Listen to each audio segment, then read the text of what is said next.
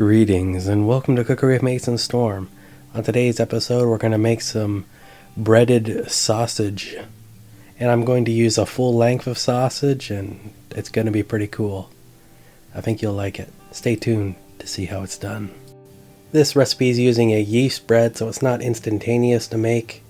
So if you got a couple hours before supper, this one works really good. So 2 1/4 teaspoons of yeast, or 1 package. 2 tablespoons of olive oil, 2 teaspoons of salt, 1 teaspoon of sugar, 3 cups of flour, and 1 1/4 cups of warm water. So we're going to take that cup of warm water, we're just going to toss our yeast in there, let it kind of propagate a little bit. If you got instant yeast, you can usually kind of just go for it, but if you got old stagnant yeast, you might want to make sure it works before you commit to everything else. And once we're done with our yeast, then we can move on to the real cooking process. So to begin, I got myself a nice large mixing bowl here, adding in my flour, then the salt and the sugar, and then I'll dump that water in there, and the oil. And then we'll start mixing it up.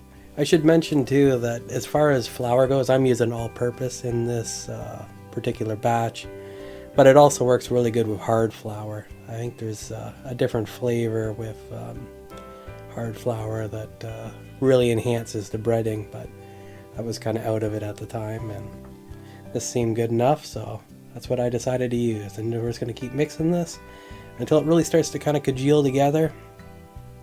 And once we have a good level of congealment, then it's just a matter of dumping it out on the table and kneading it all by hand. And we're just going to gently knead this for couple minutes, 3-4 minutes maybe. And once we're done kneading it, then we're going to put it in a different bowl with a little bit of oil in there. That way it doesn't completely stick to it when we try to get it out later on. And then we'll throw it in the oven with the light bulb on, and that's just keeps it nice and warm so that it rises properly.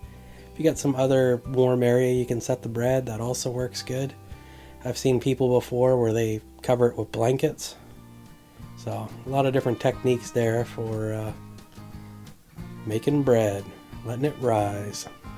And once we got it in the oven, I should point out that if you're really strapped for time, if you like double the yeast in the recipe, it'll rise significantly faster, but we're just going to leave that for an hour. And after an hour, here we are again. This is the sausage I decided to use, just kind of a local producer.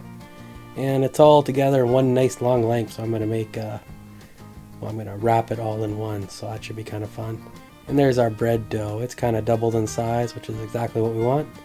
So we're just going to separate it from the bowl and onto the counter. Now if you use a rolling pins make it flat, so you don't use a rolling pin, you just roll it out by hand. And that way it comes out round. And we need to keep rolling and stretching this until it's a nice, long, thin piece of dough, which can actually take quite a while to do. This did take a little bit of time and energy to do. And I just kind of rolled one section of it, because once it got so big, you can't really roll the whole thing anymore. And you're kind of limited on countertop space anyway, so I kind of roll part of it and kind of snake it around. That way it stays on the counter, doesn't flap in the breeze all over the place. And it's just a matter of rolling it and stretching it and trying to keep it all kind of the same length. And depending on your sausage too, if you've got sectional sausage, it's not really as big of a deal to get it long enough to go around it. But because this is one giant long piece of sausage, and I decided not to cut the sausage into smaller pieces, like what a sane person would do, but decided to do the whole thing all in one because I thought it looked kind of cool, and it certainly did look pretty cool at the end, but it did make for a lot more rolling and stretching. And the other technique you can do when you're stretching your bread here is you can grab it by both ends, like a near and far end, and then just kind of swing the dough in between, and that works really good for stretching as well.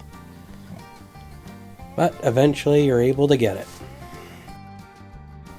And once we have our dough all stretched out in a nice long string, we can start working on the actual process.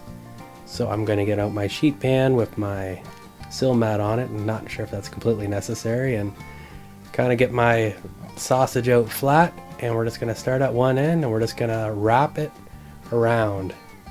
Just taking our time and working our way from one side to the other. Now, as long as you have your dough thin enough, it should be long enough to go around the entire length of the sausage. I think if you came out short, you would just cut off a piece of sausage, and that can be for somebody that doesn't want it breaded.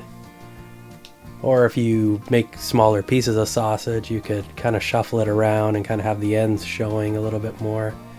So there's many ways you can go about your distribution. And it's just kind of a rinse and repeat. Just keep kind of rolling it over and keep it in as tight as you can. And that way when this thing bakes, it will have this nice kind of striped look to it that I think looks kind of neat and kind of exciting. And before you know it, we'll be at the end of the sausage.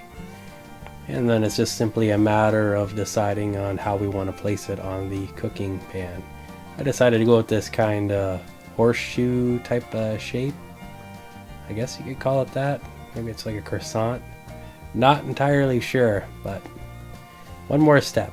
I'm going to crack an egg into this vessel here, and then I'm going to add a little bit of water to it, and we're just going to do a little bit of an egg wash, and that will really make this thing go golden brown when we cook it in the oven, which definitely enhances the look and makes for a superior product. And once we get that all kind of blended together, then we just use our brush and we just brush it all on. Be very generous on it, but don't go too crazy or else you'll end up with egg just kind of sitting on the bottom of the pan, which I don't know, I guess it's not really that big of a deal, but it's not really what you want. And I'm just going to crack some pepper over the top. You could also throw sesame seeds or whatever you want, and then into the oven we go. I baked mine at 400 degrees for 30-40 minutes. It took quite a while to cook, and I think it's important to kind of check it with a thermometer to make sure your meat's done on the inside, because the bread kind of acts as a little bit of an insulator. So I used a thermometer, and you can kind of see the hole there in the top where I inserted it. Because you always want to make sure your sausage is done properly.